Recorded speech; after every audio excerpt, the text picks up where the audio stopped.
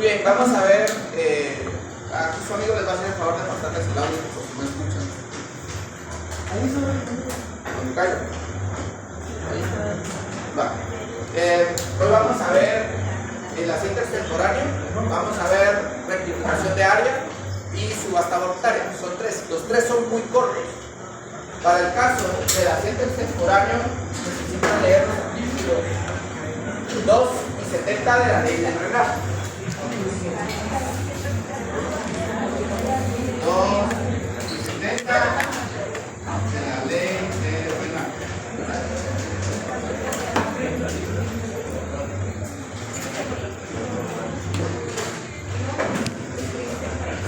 71. En estos artículos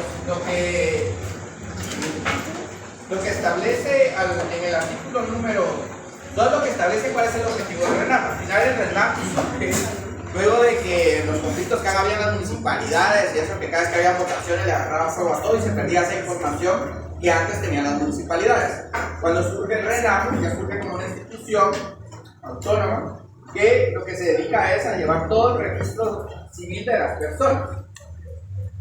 Ahora bien, en el siguiente artículo, que es el artículo 72, lo que establece precisamente es qué se inscribe o qué son las cosas que deben de ir registradas en el RENAP.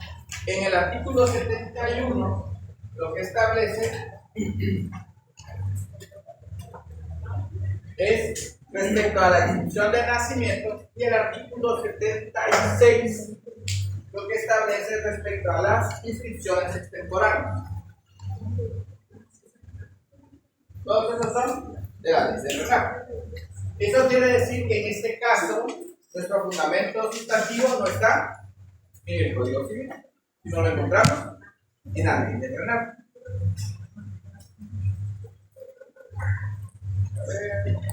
Del reglamento necesitamos el artículo 6.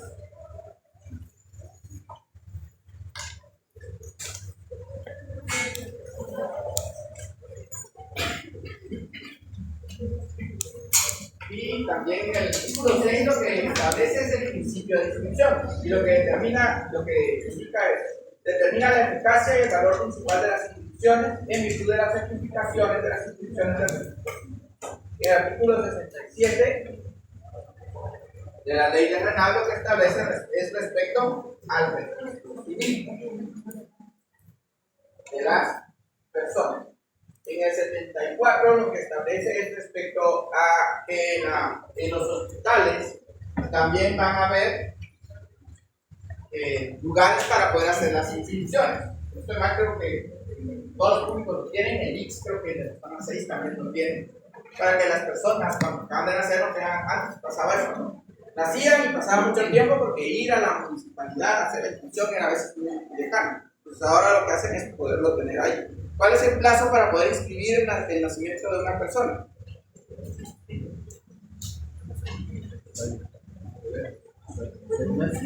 No, 30 días. Un plazo no mayor de 30 días. Plazo no mayor de 30 días. Hay que ver que en la ley de RENAP hay dos plazos en relación a ello. Hay uno que creo que es más corto y uno más largo. El que se aplica es el de los 30 días. En el artículo 17 del reglamento, lo que norma es en relación a las comadronas y cómo ellas tienen autorización para poder llevar a cabo los partos. ¿Por qué es necesario que esté reformado de las comadronas? Porque cuando ustedes hacen la inscripción, una de las cosas que te preguntan es quién fue el médico o el certificado médico donde se constar cómo este niño ha nacido, cuál fue su peso, talla y toda esa información que luego se registra en el reglamento.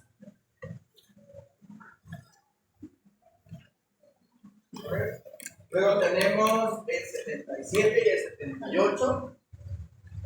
En el 77 es para las inscripciones de las personas mayores de edad.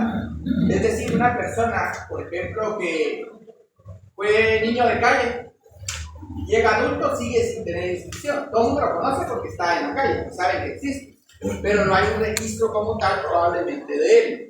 Muchas veces ahí lo que tendría que hacer es que la Procuraduría General de la Nación debiera de resguardar a estos chicos y luego hacer la inscripción correspondiente que pasaría en la casa hogar de Manché, que estaba en la antigua, no sé si sigue, o la casa segura, que no era tan segura, porque al final ya no nos conocían por el niño, está en San José Pinula. Hay otra también en Saltenango, que son todas estas casas que están a cargo de la Secretaría de Bienestar Social. Ella es la institución que se encarga de ver todos los chicos de calle, recogerlos, acogerlos y poder tenerlos en un lugar bueno, sano y adecuado. Entonces ustedes van a ver esos hogares, la mayoría realmente tienen condiciones no tan óptimas. Cosa contraria, si ustedes ven un hogar de una iniciativa privada, aún con fondos del Estado, lo tienen mejor en caso de a veces de progreso. En el 78 lo que establece es que los que deben de hacer la inscripción son los padres. Yo recuerdo que antes había alguien que me contaba una historia y es que su abuelo quería llamarla de una manera, su mamá no quería y su papá tampoco. Entonces lo que hizo el señor es que la agarró y se la llevó y la fue a inscribir él. Ahora no se puede, antes se podía, antes se inscribía quien podía. Ahora no, ahora únicamente pueden hacer las inscripciones los padres, inclusive la inscripción la tienen que hacer los dos, no puede ir uno solo. ¿Qué pasa si necesita ir uno de los dos? Tiene que tener una constancia de por qué no está el otro padre o que no conoce quién es el padre o simplemente por alguna circunstancia no existe padre o madre. Supóngase que ustedes por alguna razón se enferman durante el parto, queda hospitalizada, ya van a cumplirse los 30 días. Entonces puede ir el padre, pero tiene que llevar la constancia de que la madre todavía está hospitalizada para que puedan hacer la inscripción. Si no, difícilmente van a hacer la inscripción porque necesitan estar.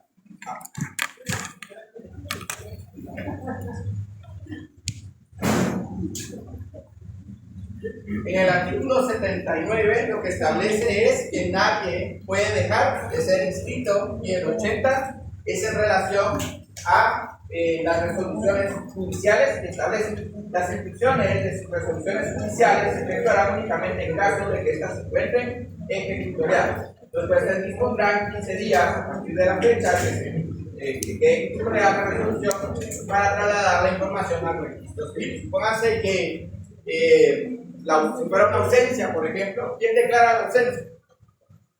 ¿Quién? Un juez. Entonces él ordena después que se haga la inscripción. Entonces consta de 15 días para poder hacer esa inscripción.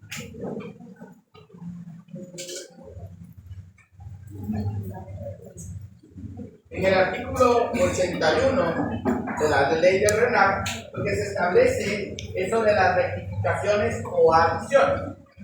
Se efectuarán rectificaciones o adiciones en las inscripciones, las cuales deberán ser informadas al registro civil de las personas en un plazo no mayor de 15 días. En el artículo 32 se da el concepto o la definición de una cancelación de una inscripción y establece que las inscripciones registrales se cancelarán cuando se ordene mediante resolución judicial. ¿Quién puede ordenar una cancelación? Solo un juez. En un plazo no mayor de 15 días de ejecutar la misma. Supónganse que por alguna circunstancia había gente que tenía registro civil en un departamento y registro civil en otro departamento. En un departamento aparecía casado y en otro departamento aparecía soltero. Entonces, como había duplicidad, pero no era detectable, era más sencillo que apareciera en un lugar a casado y en otro a casada la persona. Si, por ejemplo, supóngase que hubiera un problema donde aparece 2 veces casada una persona, ¿qué principio aplicarían ustedes para poder saber a cuál de los 2 matrimonios va a anular? El primero es el que queda ¿Cómo válido. se llama eso ya técnicamente? Retroactividad. No. Ya llevaba la idea. Yo llevo Primero el registro, primero el derecho. Eso lo vieron inventar, ¿no? Primero el registro, primero el derecho. Entonces el primero que quedó inscrito va a ser el primero, el que tiene el derecho, y el otro será. Entonces ahí es donde se puede mandar a hacer una cancelación. Luego en el artículo 83 tenemos lo relacionado a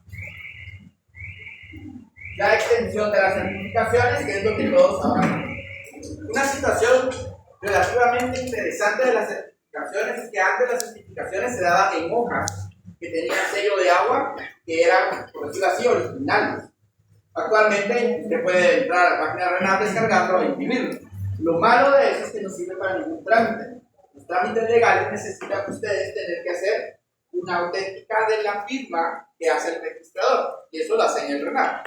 Y eso ya son otro pago extra sobre lo que usted pagaba normalmente de certificación, ahora paga también por esa firma que necesita que sea auténtica. Ya con eso puede hacer algún trámite que ya sea de carácter legal. Solo la auténtica como tal, no se la, sobre todo cuando quieren ver pasaporte o cuando quieren sacar visa o situaciones como esas, necesitan no solo hacer esa certificación extra, sino además de ello tienen que hacer la apostilla. Eso lo van a ver en los otros semestres,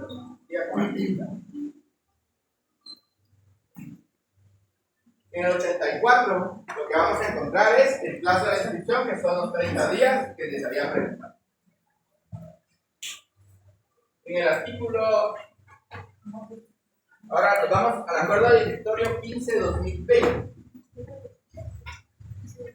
Acuerdo del directorio 15-2020. Hay que revisar si no hay uno más. Creo que no. En ese lo que está ese acuerdo sirve para determinar cuál es el arancel que deben de pagar por una inscripción por año. Al momento el precio es de 25 pesos. Esto es lo que se paga por una inscripción temporal. Luego en el 104-2015, no recuerdo si ya cambió. ¿Se recuerdan que entró el último acuerdo hizo la modificación cívica? Esos 25, ¿de qué había dicho que era? Inscripciones temporales. A ver, sí.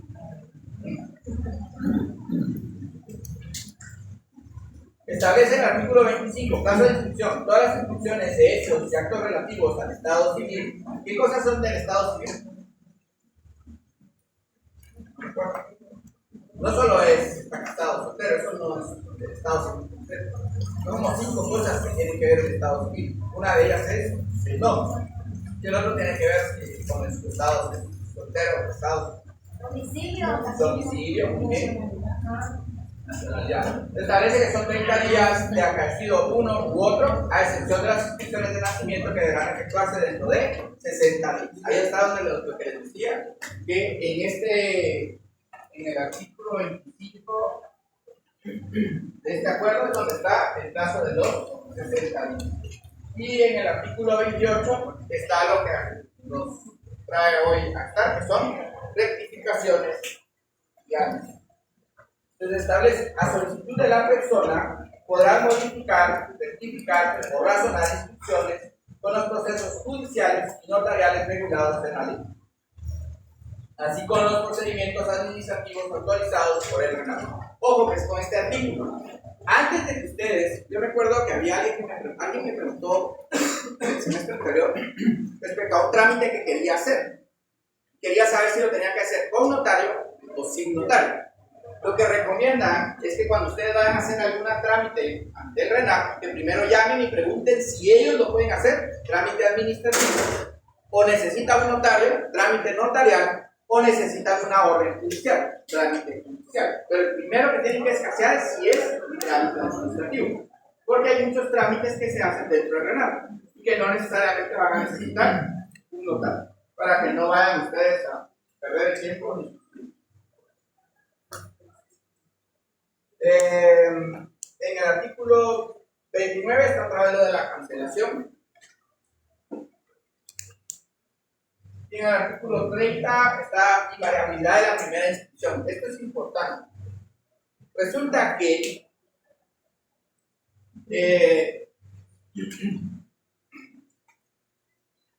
a ustedes lo llaman de una manera que no les gusta.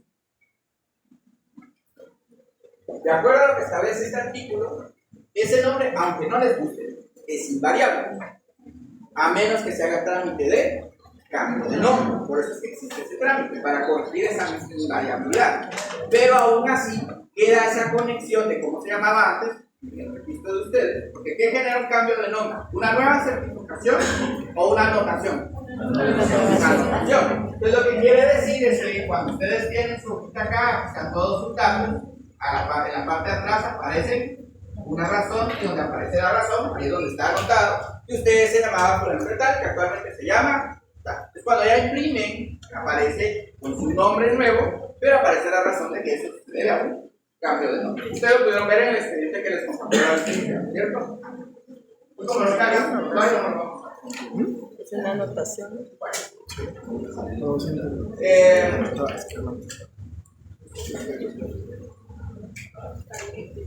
Les recomiendo el 31 y el 32 de este mismo acuerdo. Uno es respecto a las anotaciones y el otro es respecto a nota referencial. Establece que deberá consignarse como nota referencial aquella información relacionada con una persona inscrita que no afecta directamente a la capacidad, estado civil o identificación de la misma. Artículo 33 establece respecto a las preposiciones. Y ahí termina la parte sustantiva. Si no habían leído la ley de RAB, al menos ahí la van a conocer un poco más. Si nunca la habían leído, es una ley donde hasta que están ocupados, se llama ley de la ley. Bueno, vámonos ahora al proceso. El proceso lo tenemos normado en el artículo 21 del decreto 5477 y 443 del Código Procesal Civil y Mercantil. 443 si es judicial y 21 si es notario. 43. Y en el 23 termina el otro que vamos a ver. Les voy a dar una moralidad. En el 21 lo voy a anotar para acá.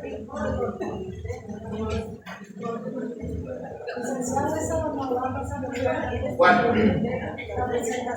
No te la conozco. Queda aquí grabado. Cuando lo vea a decir, que no me alegro. ¿Y eso va a venir en el examen? Sí, todavía lo de hoy viene en el examen. Para el repaso. Repaso. ¿Y cuándo va a haber el repaso? ¿Va a haber un repaso? Sí, ahora. Imagino que el sábado. O sea, al 21 estamos en el decreto 57 ¿qué? 77.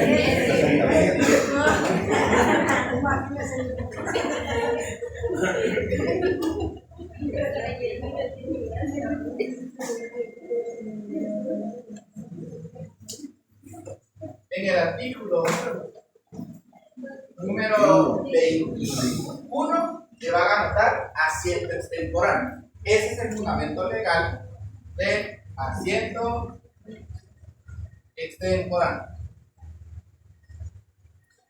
En el artículo 23, ¿qué hay en el artículo 22? ¿Alguien tiene en su ley? Ahí está la determinación de edad, que sea lo hayamos visto. En el 22 tienen determinación de edad y en el 23 van a tener rectificación de partido. Rectificación de partido.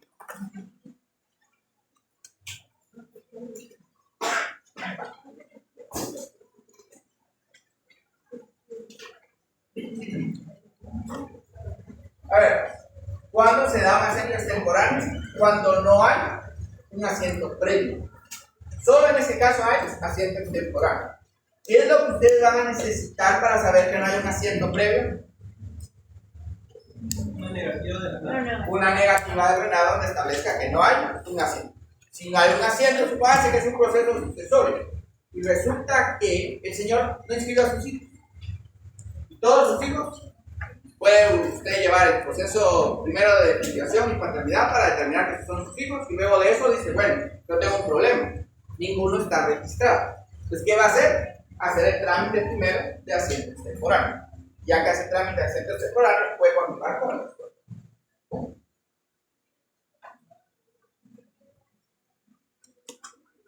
¿Qué cosa? ¿Seguro? Bueno. Muy bien, ¿cuáles son los primeros 3 pasos de cualquier proceso?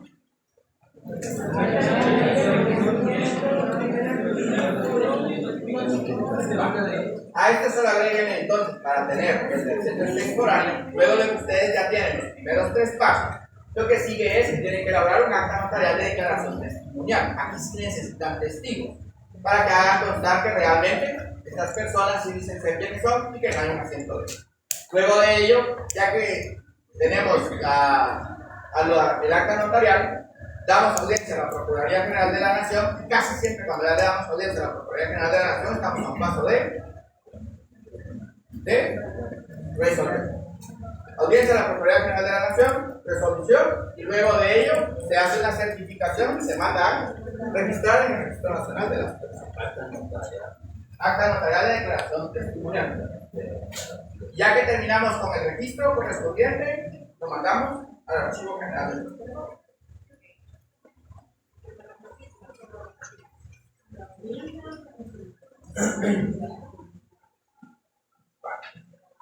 Dudas con el asiento extemporáneo.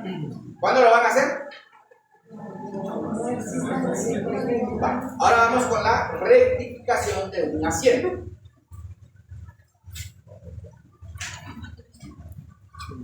Una partida es lo que nosotros conocemos como el registro o asiento. Entonces, cuando ustedes dicen vamos a hacer una partida, cuando vieron contabilidad, tercero básico, se llevaron en productividad de desarrollo, son de ya de productividad de desarrollo, nunca llevaron contabilidad, hubiera sido bueno que llevaran contabilidad. Uno decía, bueno, vamos a hacer un asiento. Lo que hacían era crear una partida donde había un debe, un haber, un ingreso, un egreso, luego teníamos que sumar y quedaba el capital después de todo. En este caso, una partida, ese es el mismo concepto, donde lo que vamos a hacer es un registro de una persona. Pero, ¿qué pasa si hay, por ejemplo, digamos que, ¿cómo se llama su mamá? Paula. Oigan, supongan que la mamá de ella la inscribieron como Paula, con U o con O. Con U. Digamos que la con O. ¿Apellido? Díaz.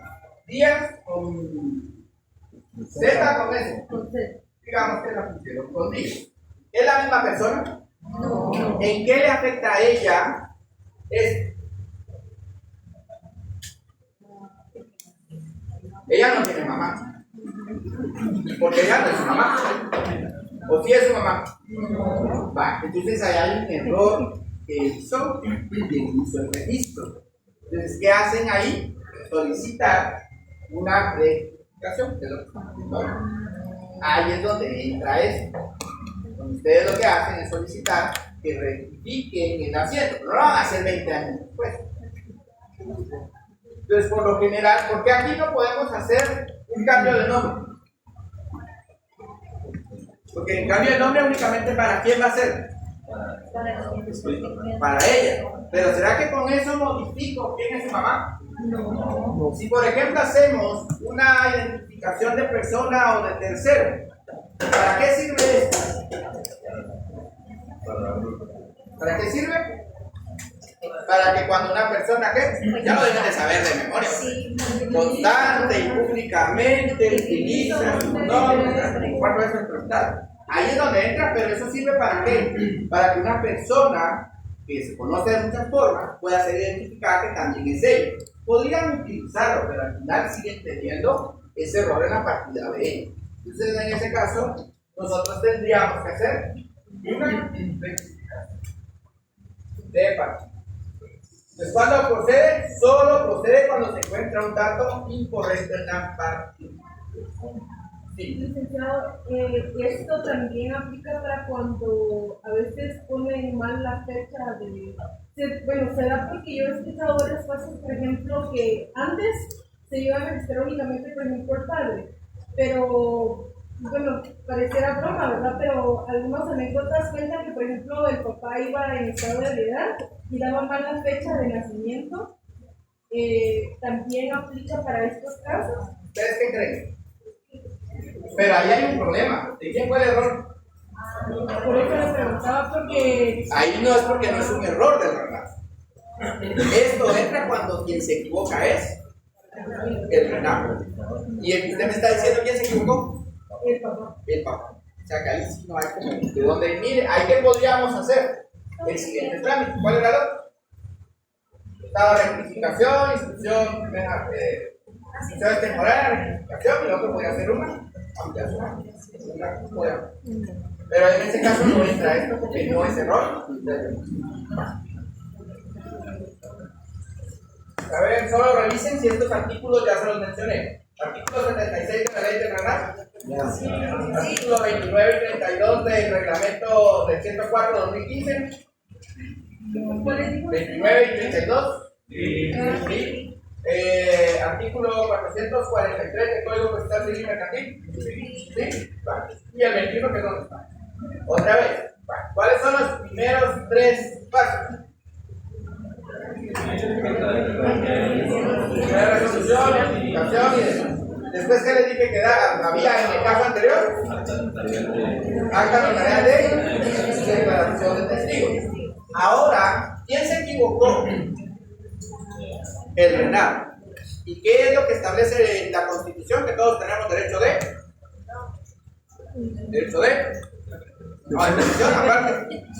Para encontrar la petición, cuando usted está en un proceso, ¿qué necesita? Tiene derecho de defensa. Por eso necesitamos, para poder respetar el derecho de defensa, que se le dé audiencia al registrador civil para que realmente se le exprese si es un error, como por ejemplo el caso que ella decía, que diga, no, mire, si él vino y dijo esta fecha. No, que fue al revés, que realmente por estar ahí hablando con el vecino resultó poniendo una fecha.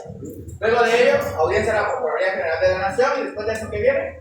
Resolver. Y luego de resolver, se envía a RENAP para que haga el registro y de último al Archivo General. Estos son muy parecidos los cambios. ¿Qué es lo único que cambia de este al anterior? Que aquí hay audiencia al registrador. ¿Sí?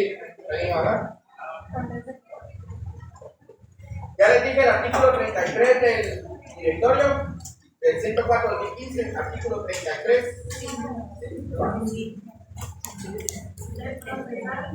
443. Ahora vamos con la reposición. Esto, la verdad es que antes era más complicado, era más sencillo que pasara, porque la municipalidad tenía todos sus documentos. Y con eso de que agarraba fuego las municipalidades, a ver por qué razón. Entonces se perdían a veces documentos, y entonces ¿qué hacían? Por lo general tenían que ir con el cura o iban a algún otro lugar donde hubiera un asiento, donde hubiera una copia, digamos así, y con ese se hacía una red. Para este caso, otra vez, los primeros 4 pasos son iguales. ¿Cuáles son los primeros 4 pasos ahora?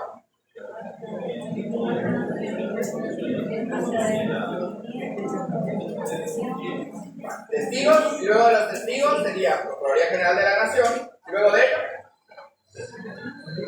resolución final, certificación y le envía a la Administración General de Cuentas. Como yo sé que a las 8:50 todo el mundo se quiere ir, en el repaso voy a desarrollar el tema de la subasta, que es bueno que lo sepan. Es el último trámite que nos faltó, que es la subasta voluntaria. La subasta voluntaria, en resumen, así en 4 o 5 palabras, es esto. Resulta que usted quiere rematar un bien y lo que quiere hacer es que la gente llegue y ofrezca dinero por ese bien, como en las películas. Entonces lo que hace es que un notario hace ese procedimiento. ¿Por qué es necesario? Porque hay procesos civiles donde el notario es nombrado para que haga una subasta. Por eso es que ustedes tienen que saber hacer, o por lo menos tener una idea de cómo se lleva el trámite. Pasan feliz noche.